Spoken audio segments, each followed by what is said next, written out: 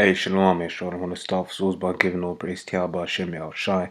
Double honors supposed to JMS and honors to brothers doing the work in truth, war, sincerity. It's on the news that Israel, Saudi Arabia, and Egypt wanted the US to bomb Iran before the nuclear deal. Right, this is from John Kerry of all people, right?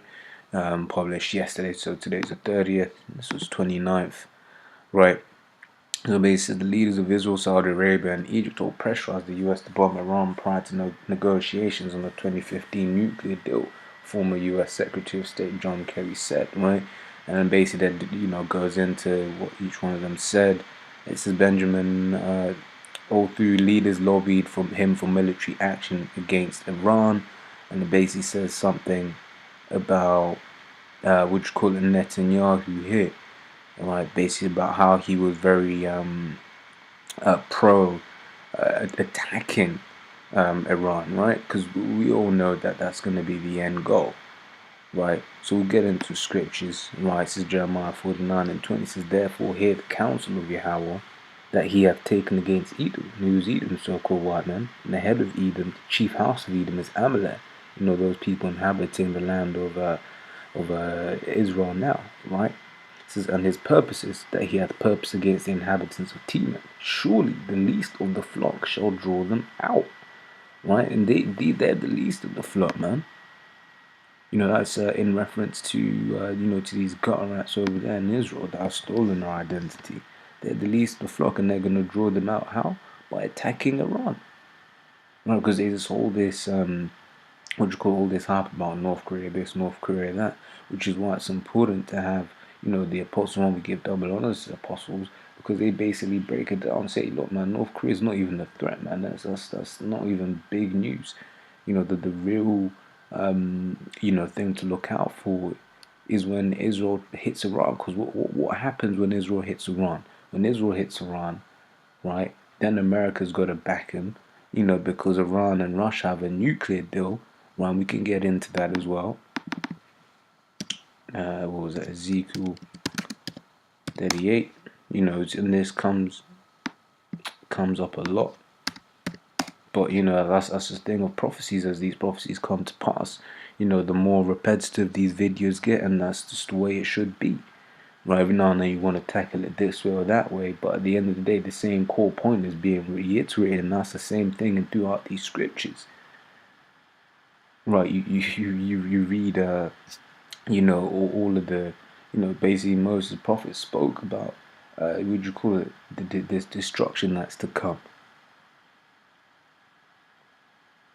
Right? So this is Ezekiel 38 from the top, right? It says, and the word of the Lord came unto me, saying, Son of man, set thy face against Gog, the land of Magog, the chief prince of Meshech and Tubal, and prophesy against him, and say, Thus saith the Lord, power, behold, I am against thee, O Gog, the chief prince of Meshech and Tubal.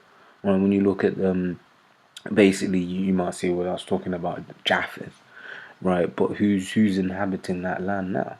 Russia. That's where Russia is today, right? So then I'll turn thee back and put hooks into thy jaw. Right, it's because Russia is getting new scene, and now they're starting to step things up. Syria was a turning point for Russia, right? Because up until that point, they weren't really, doing anything, but now they're back in the fray, right? Good continues and says, it's basically put hooks into thy jaws. Basically, like imagine someone getting pulled back from what you call it, from their cheek or something, getting pulled back into a way, and that way is the way of the USSR when Russia wanted to be a world superpower. It says, and now bring thee forth and all thine army, horses and horsemen, and all them clothed with all sorts of armor, even a great company with bucklers and shields, all of them handling swords. Persia, Ethiopia, and Libya with them. And at the point there is Persia.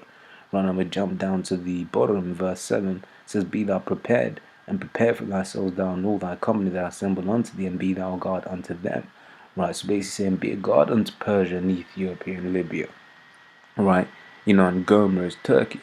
When you've been seeing the relationship between Turkey and Russia getting better and better. Right, so, and that's why when Israel does attack Iran, that's why this thing is going to go to a head, because Russia has to protect Iran. and America has to protect Israel.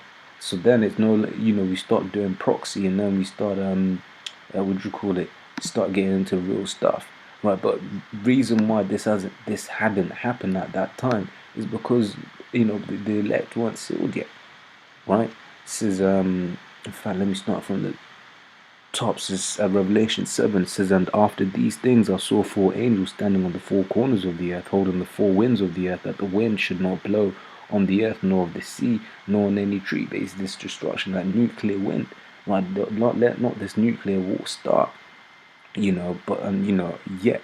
Right, it says, and I saw another angel ascending from the east, having the seal of the living power, and he cried with a loud voice to the four angels to whom it was given to hurt the earth and the sea, saying, hurt not the earth, nor neither the sea, nor the trees, till we have sealed the servants of our God in their foreheads. So basically, don't destroy this place up until the time is right, and that time is when the elect is sealed, right? Because everything has to come in order. The chip isn't out, right? In fact, something says 55 and 11 or 6.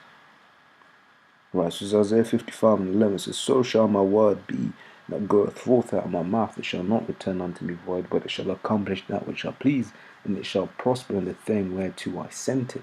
Right, so basically the Lord saying if he says something, that thing is going to come to pass.